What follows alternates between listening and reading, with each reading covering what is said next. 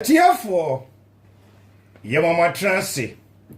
a Church of Christ, and as a Christopher, and a day and some pay bremi, and some pa yatudin say, Mumacho Concono and Cassa. Adofonomo, ye free whom a Christopher, ye him say, Yam Fally by, ye nina swinging any a chocon green, this auntie, and a Peter Mumedicano, a tray I 9.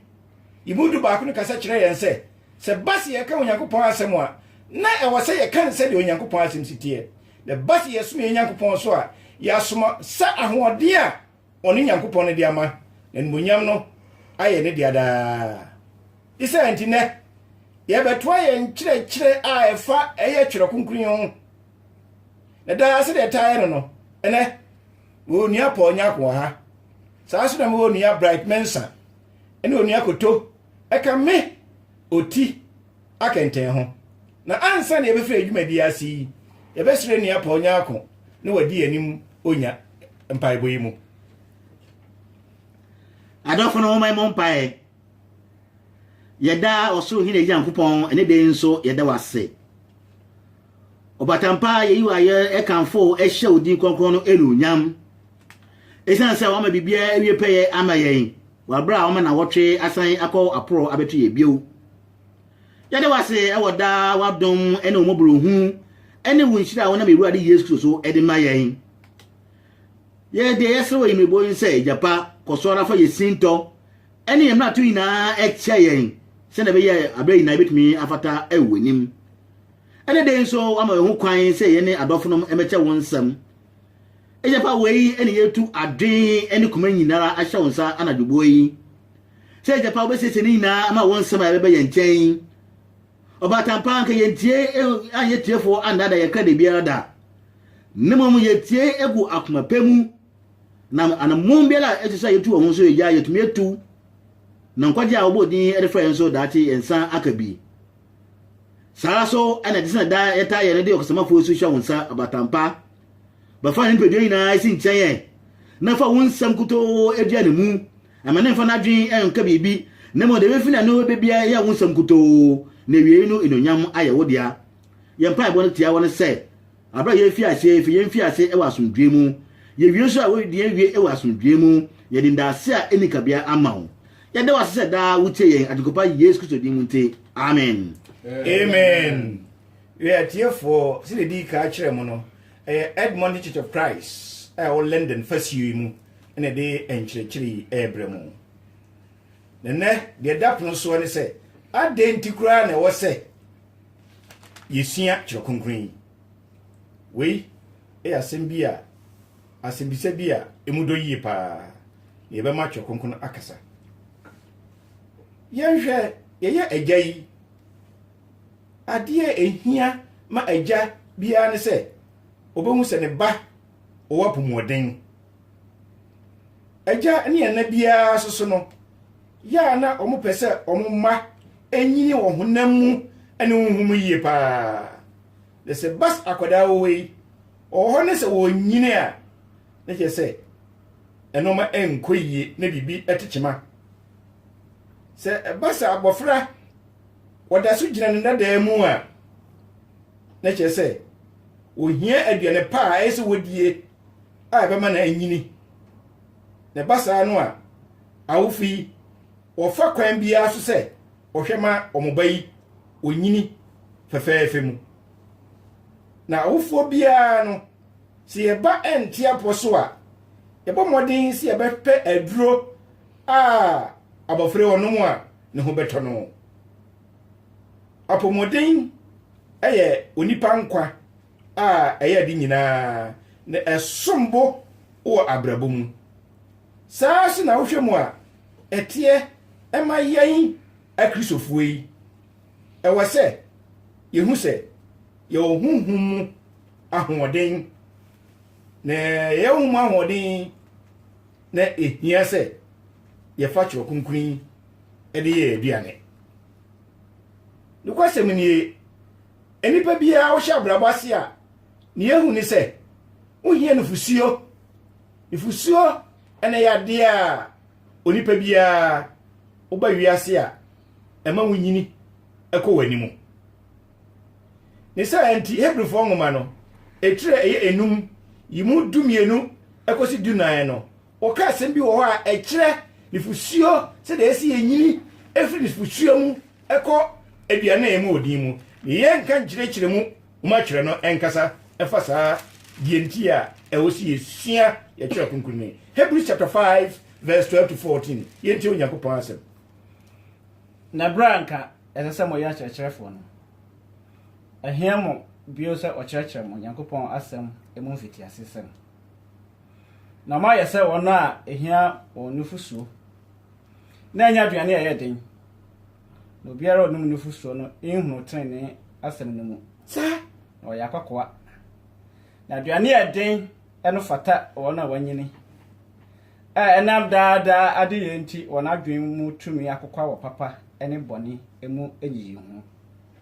ɛda wase asɛm a yɛka ne ha Hebrew fo ngoma yi wɔtwerɛ yɛ no wɔkyerɛkyerɛ yɛn sɛ onipa biara wohyɛ abrabase a ade a ehia ne sɛ wobɛno nufusuo na woduru mpɛmpɛnsu bi so a wadi aduane a emu ɔden na saa bere yɛte ase si yɛnyɛ nufusuo no anom anaasɛ yɛnom nufusuo yi na da bia egusu nom nufusuo no a na enyini bɛɛ ne yɛnyini ɛno na wɔkyerɛ mu sɛ eni kwaase yɛtena hɔ na afei obi bɛkyerɛkyerɛ yɛn ɛwɔ sɛ yɛn no yɛhusua asɛm no ne yɛnyini wɔ mu yɛtumi akɔkyerɛkyerɛ afoforo so abrabɔ yɛ mu yi saa na teɛ obiara ni hɔ a wɔkɔ sukuu na wɔbɛkɔ sukuu no da biara na wɔgyina klase 1 daabi da ɛba ne saa nipa korɔ no wɔnhunu ewiase asetena mu da biara da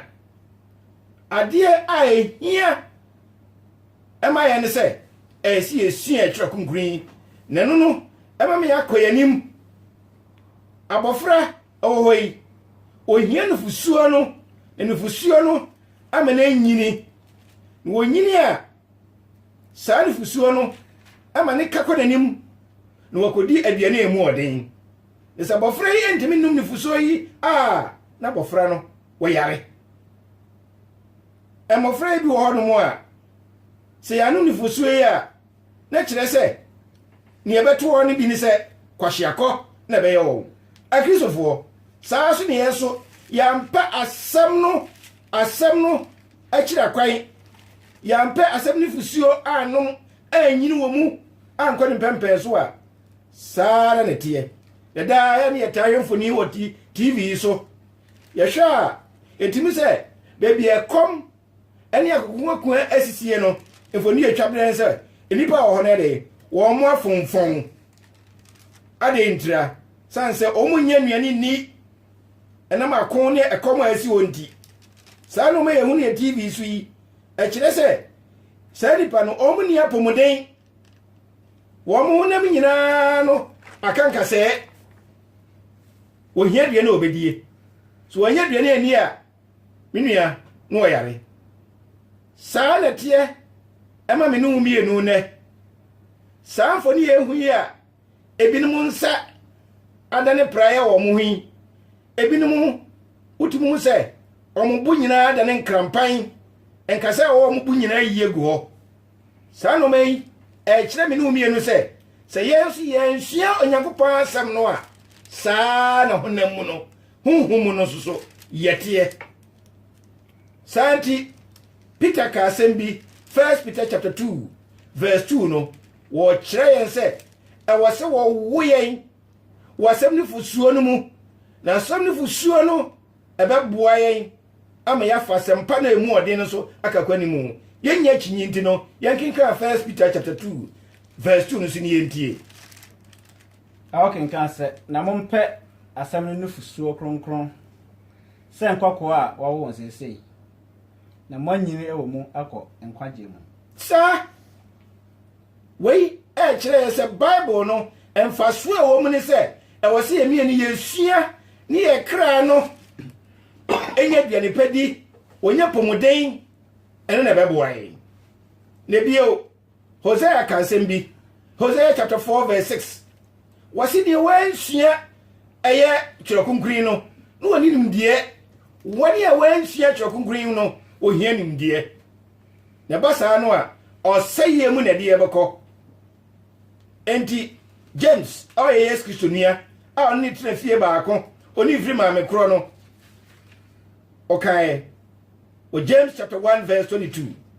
ɛwɔ si yɛsua twerɛ kronkron ɛna bɛboa yɛn ɛme yɛtumi asɛm ne yɛfoɔ ɛmpandudu a bɛkenkan ne yɛsua ɛyɛ twerɛ kronkron ɛmpandudu a bɛsua ne abra biara no ɛno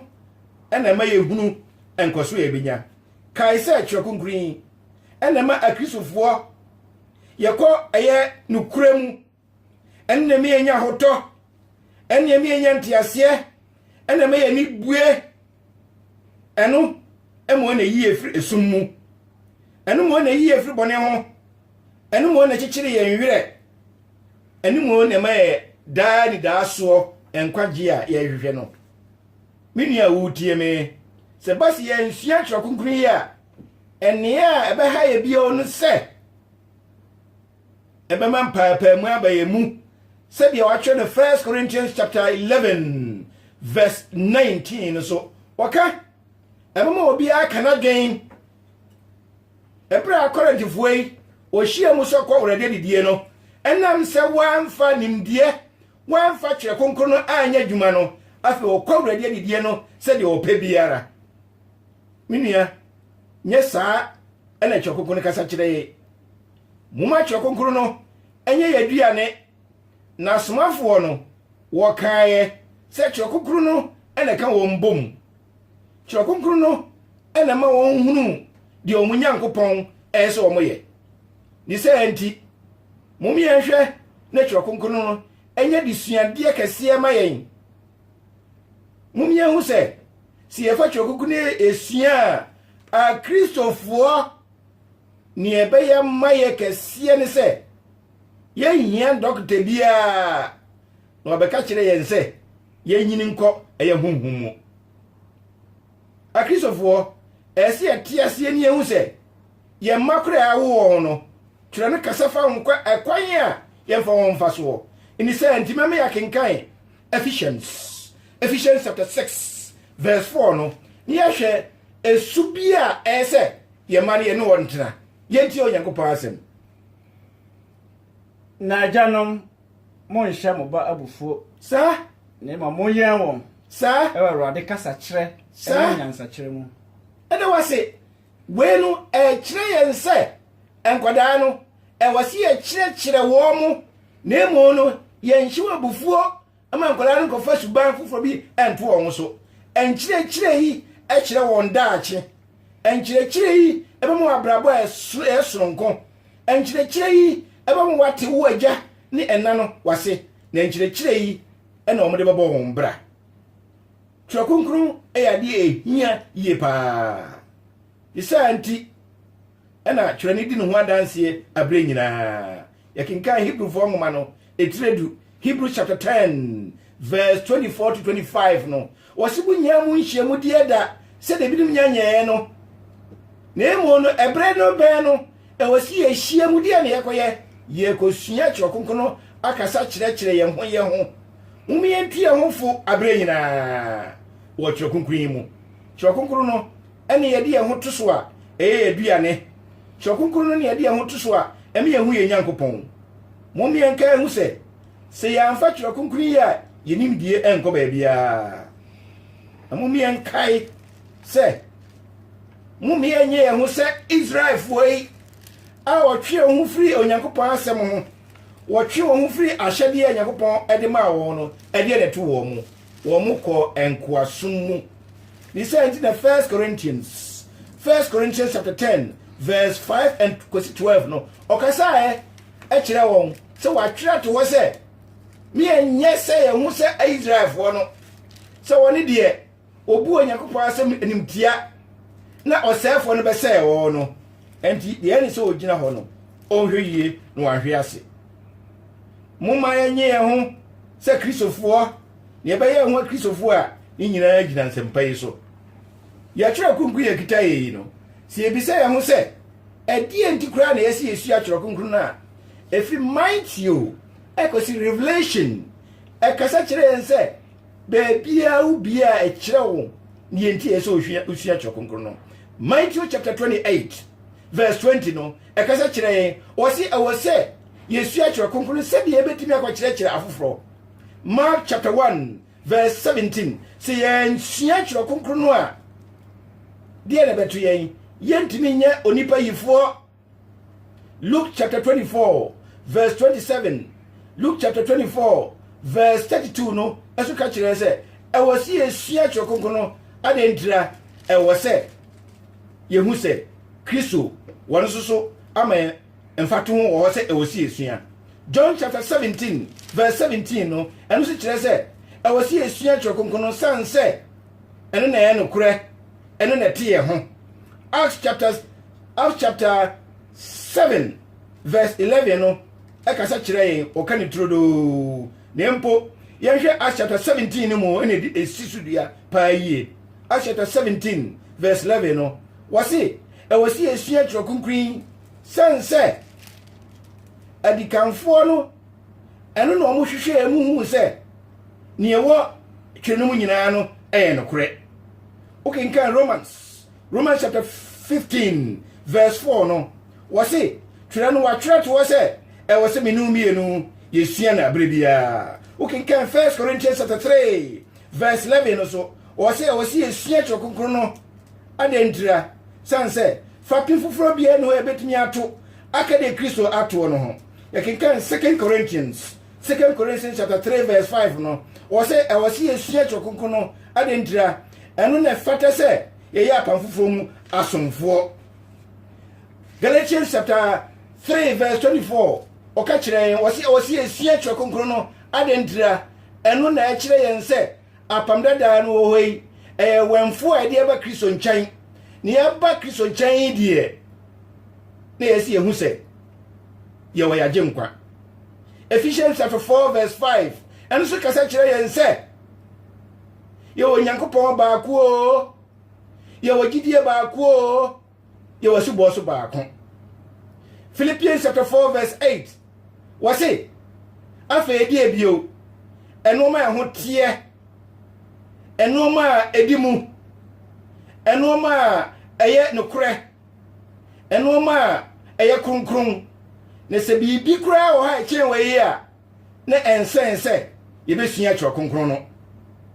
Colossians chapter 3 verse 17 wasi ensua chokonkron no sense ade nyina no esi eye a ye ni Kristo din mu mo. Thessalonians, 1 Thessalonians chapter 5 verse 19 and 20 no wasi esua chokonkron no eno na mama honhom na tie mu no enum ni apo enkomhye. 2 Thessalonians chapter 1 verse 9 and also verse 7 to 9 no ekasa kire se wasi esua chokonkron no sanse wasi etie Onyankopɔn asɛm no eno enemi enko eja a ode be hye no eja enum da no emfa yenkom. 1 Timothy chapter 3 verse 1 and 2 no wasi esua chokonkron no sanse eno ena kire yen ni ehu se si ye pe obi a obeye bishop a kire yen se eye barema oye o ma ene yire a o mo hye nanim o hye nase aninduro mu. 2 Timothy chapter 2 verse 15 enso ka kire se bomodin fa wujira so odwumani a on fere no wachiche ne kwasem no bepepepo. Titus chapter 1 verse 9 wasi ensua bra chokonkro no sense eno ene ye no kure ensempa no. Philemon eno so kire yimu adueno no oka ne trodo osiminia chichireme wure wa wurade mu minia chichireme wure wa wurade asem no. Hebrews chapter 5 verse 12 to 14 no wasi esua chokonkro no sense enne ye duane ma okra na otie mu no. James chapter 1 verse 22 eno so kasa kire yen se wasi esua chokonkro no ne yetime asem ne yefo. 1 Peter chapter 2 verse 1 and 2 no wasi esua chokonkro no neno ene mame ya nyini. 2 Peter chapter 1 verse 5 to 8 wasi chokonkro no boy hu gidia no kure. 1 John chapter 2 verse 15 ekasa kire se momu no wiase ana no ma ewo wiase na emu no ma wo wiase nyina ye aniwa kono ene asetremu ahoho ade na mo ye fa kyerɛ konkron no a ye be hu Nyankopɔn akwai. 2 John verse 9 wasi esua kyerɛ konkron sanse kyerɛ konkron mo no ene ahyɛde a ese me no mienu yetra mu ne anya Kristo. John 3 eno so kyerɛ sɛ wasi esua kyerɛ konkron sanse ene dia danse sɛ ye no kwafo. Jude etoso miensa no wasi wei ena me yehu sɛ eye Kristofo amapa nenu ene de ekɔ enkwagye mu. Revelation chapter 2 verse 17 wasi de owaso no ontie de honhom na ka no na de ogidie no waye no kwafo no obema no eye man na no biadi mini awutie me hwokuku da kita wo no from Matthew to Revelation kasa kira wo se etwa se usua ba bie ni ho a emodin se hwokuku ne eni kwase esua ebio ye to so pokwa ni mu a o si hwokuku na edan eboy ho bai broni se a guide English broni hwokuku ne is our guide eno na eboy ho bai ni se ntu kinkan Matthew 7 verse 7 no a wo si bisa hwehwe bom na unsabeka minia Mark chapter 1 verse 17 wasi tie se ebebo ya ho bai a ade a ese ye ne se ye betima ye nipa yifo. Luke chapter 19 verse 10 no waka kire yen todo wasi onipa ba no oba se obehwehwe no ama besei obehwe woni ayira ebo ye ho bai. John chapter 3 verse 16 so Onyankopɔn do wiase ni no wade ne doba kro maaye se de oba baji ye nyina nko. Acts chapter 2 verse 38 wasi mun sachira madwen na mu pa mu gidie nka na mu masu na benya hon kokoro adoma kyede no ebio. Romans chapter 6 verse 23 enipa nyina ya bone nke ye katua a woni nyina ne de yi eni wowuo na so ye na mawurade Yesu Kristo mu anya nkwagye ebo ye ho bae kai. 1 Corinthians chapter 3 verse 11 fapim bia no ebetimi ato aka de Kristo ato no ho kai. 2 Corinthians chapter 13 verse 5 wasi so ho hwe so wogidie no mana ebo ye ho bae kai. Galatians chapter 5 verse 22 and 23 no wasi yensu mu aba no o hu aba no de eni odo no eni asumdue no eni anigye no eni abogyekyare no eni boaseto no eni nyamsuro no eni papaye no eni odwo no eni anida ho no ne bibie ni ho a ekyen saadi kayo efisofo nwoma Ephesians chapter 6 verse 11 wasimu nhye eye akokyem no eno na etimi kun edidi obosam sukunim enkunim munkan yo. Philippians chapter 4 verse 4 wasimu anigi ewurade mu abre nyina mu aninyi wurade mu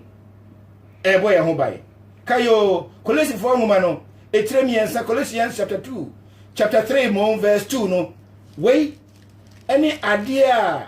Onyankopɔn de afiri esoro de abrɛ yen se yen wasase susu yi yen fa mo ye ho bai kayo. 1 Thessalonians chapter 5 verse 17 mamunya mpa boda ena babo ye ho bai kayo. 2 Thessalonians chapter 3 verse 13 no asema okache se enuanom mu nyini wo honhom na munya papa ye da ebio. Timothy ngumano etre na yimunsia 1 Timothy chapter 4 verse 16 minua wosimu hwe mu yie won kyerɛkyerɛ na ekutaye no mumie nkyerɛkyerɛ no mu eno na bɛbɔ ye ho bai a obɛgye wo eno watiefo nyinaa nkwa kai. 2 Timothy chapter 3 verse 16 and 17 no atwere nyinaa fo Onyankopɔn honhom ɛyɛ man kyerɛkyerɛ atenatene tini ne mu yen na wo Onyankopɔn nipa wo wiye emanyuma pa nyina kayo Titus chapter 2 verse 11 oka adom a efi Nyankopɔn ho no enu na di enkwagye abrɛ yɛn kayo Philemon sɛ me di kaka yɛn no minua kikyiri me werɛ wo awurade mu na wei no ene de ebɛbɔ me no mi no ho bai Hebrews chapter 9 verse 27 kai sɛ wayi da bi asi hɔ a sɛ onipa wuwo na wuwo echi no atemwo kai James chapter 4 verse 17 do onim papa no anya no eye bone ma no kayo 1 Peter chapter 3 verse 17 eno wosi eye ma yen sɛ yebe Onyankopɔn apɛdeɛ ni ehunu amane sɛ nokwafo na emu no ni wu ma ye sɛ yebe papa na me afei no yada na ehu akoye bone eno eya bonsamfo akoye pa kayo 2 Peter chapter 3 verse 9 so wonso ka wo se awurade nche de bɔhyɛ hu o se de binom susu no no abugye kyede ma yɛn nyinaa se yɛn nyinaa bɛsɛ hyira adwen minia ma yɛn ho bai kayo ɛyɛ 1 John chapter 2 verse 15 edi kaka me yɛ no wiase kura 2 John ebio wɔse de wɔfom no antra Kristo nkyerɛkyerɛ mu no no oni awurade kura kayo ɛyɛ John ma ɛtɔso miɛnsa ɛno yimu num no wɔse oni adɔfo sɛ ohun sɛ gidie ohoi ɛno na ɛsɛ kura yɛ ne kaye bom na yɛ so yɛ ho no ne yɛ de som ahoho so kai judu nwuma no oni adɔfo wei ɛne ade a ɛma yɛ ho teɛ wɔ gidie ɛne mpaaba hodoɔ nyinaa mu na honhom na wie pɛyɛ kai adisem Revelation chapter 3 verse 22 no wei ɛne ade a wɔde agya yɛn sɛ minu mienu no kai sɛ ɛna asafo biara no ɛyɛ sɛ yɛfa ne de bɔ yɛ bra minua wutie me efiri Matthew ekosi Revelation no yɛnsua efiri Matthew ekosi Revelation no ɛkasa kyerɛ yɛn sɛ kyerɛ no ɛbɔ yɛn ho bai adenti ne yɛnsua ɛnu sɛ mede masɛm ekwa wie yi bia na wo no wo yɛ didi pechie kyɛn me mpo wa yɛ ho kaskala okokotako ensu abroboɔ de otima na otim ɔsɔfo gye wa ho me daa no ɛno na yɛ to ti masɛm ma me yie pa ebre bi abamu abi wadi mfie dumie no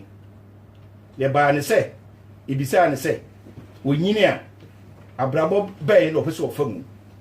abɔfra wadi mfie dumie no wɔse wɔne deɛ ɔbɛyire no ho akɔsuku asuadeɛ wɔsuadeɛ a ade a ɔpɛ sɛ ɔbɛyɛ ne sɛ ɔbɛyɛ lawyer ni na ebisa sɛ na ɔbɛyɛ lawyer ni wie a edi ebio wɔse o menye sika bebree wɔse na onye sika ni wie so a edi ebio wɔse o mɛware awo ma wɔse na wo ware na wo ma ni wie a edi ebio wɔse o ɛne manya adwuma papa a meyie no ɛno deɛ baba ne sɛ bɛbɔ m de ayire m ho adwuma hwɛ me yire m ne mema wɔse na sɛ wɔyɛ adwuma yi ɛhwɛ ɔyere no ma ade ebio wɔse mɛkɔ pension na akɔ pension wie a ɛde ebio wɔse ne mewu na wu akyiri no ɛde ebio wɔse ɛno deɛ menim menua a wotie me sɛ wo so wadwen yɛ sɛ wonnimu a Bible no yiwa no Hebrews chapter 9 verse 27 wɔse etwa sɛ onipa wuo na wuwu achi no atemwo onua wutie me na sɛ waamfa twɔkonko na ansua anhu daakye de besi wuwu achi a na onam he onua dafo kai sɛ onipa yɛne yɛ ho ɛwɔ wura ɔma yɛ kwankyerɛ na de ɔno ka no o ɔse monhwɛ de maye no na mo so munye bi osmafo Paul bae no ɔse asema ɔkan no monhwɛ me na monsua me sɛ de me so mehwɛ Kristo sua no me da mase anyumre yi Edmond Church of Christ na de enchirichiri brave mu wo hwɛ akira kwan ya telephone number ni 07956 960070 Mrs. Studio 07956 078696070 any 07869 407015 07869 407015. That's it. More Ghana so mutumi frɛ 024863670 Mrs. Diabio. Ghana mutumi frɛ 024863670 ana so mutumi afrɛ 0208 208280 0208 208280 mo Ghana no mutumi frɛ yo Church of Christ bebre o le den first way mu ebi wo eye Mitchem asafu bi wo Croydon ebi wo Tooting asafu bi so wo Lewisham yo asafu bi so wo Thamesmead saa so ne obi wo West Ham yo asafu ebi so ewo eye Tottenham Church of Christ for as wo ho saa so ne obi Wembley ebi wo Camden ebi so Milton Keynes mufre anwo atrofu ya ebe chi won akira kwan saa so na asafu bi so atu atise wo ye UK ha ma nyina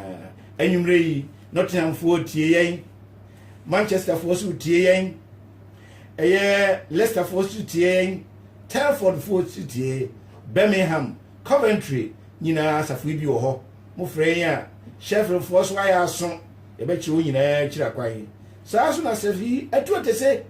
mi kan ebi wo wiase fa nyina Italiano say yam do ase nanu da butie yen Italy o mine so the potem biara Kristo safo ane se Church of Christ ebi ewo ho se na da yere tudwa no mo frɛ ya ebe kire wuti akwan wo Zopola wo Pornani wo Coleliano na fe aba Vicenza wapo Bassano eni Padova ho nyina safo bi ewo ho woko Verona Inyo Thomas aye Crado na fe wako Bergamo eni Milano aye omkro kase a toso mi no afe wusan osi bio a wabeto Parma aye Reggio Emilia Modena eni Bologna afe no ko Florence also ebi ewo ho afe ko Rome aye yom capital no usan so ho sunti no botem bebre ho asafo no bi ewo ho saa so na usane ko ase obi mu a wakoto Napoli aye Napolitan yenu adwo aye Crado say na the same crowd friend obeje so afi no san akọ ase ho aye asase na nsu etwom ehia no Sicily Island yawo Catania Messina Palermo any Port Saracusa yede na ko Rome kopi ho no o ina Church of Christ bi ho mo am Italy man no mo fra ye na ye nkyere mo na mo ne won ko din sa so yede ma say yo saa so na safi bi so Germany Hamburg for ho Wiesbaden Frankfurt obuso Stuttgart bo Munich saa so na safi bi so Munchen mo frɛ ebe chi woni na kire akwan ebi wo Essen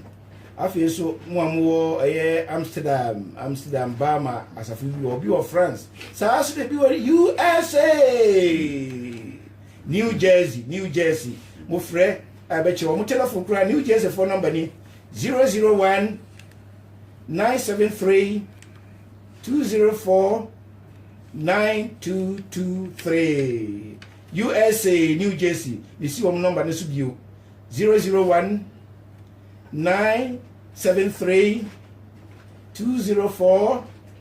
9223 USA New Jersey for number no mon frère na mo pese mo sua chokunkun kura so a e baboa mo matumi asua a untwe sika bia anwumre yenye de enchechire bremo no onua ponya akona mote ne nka wode mpaebo ene hu sunsuaso ema amu yi saa so na mote onua koto aso nka ono so de akenka asem ene hu sunsuaso amu ema amu no saa so na onua brightness aso ye crash pani de yemi oti akenten ena mde nsempa bremo adom bobro hu ni asumdua efi Awurade Yesu Kristo enka ene ne de nyina yeni mu adinkra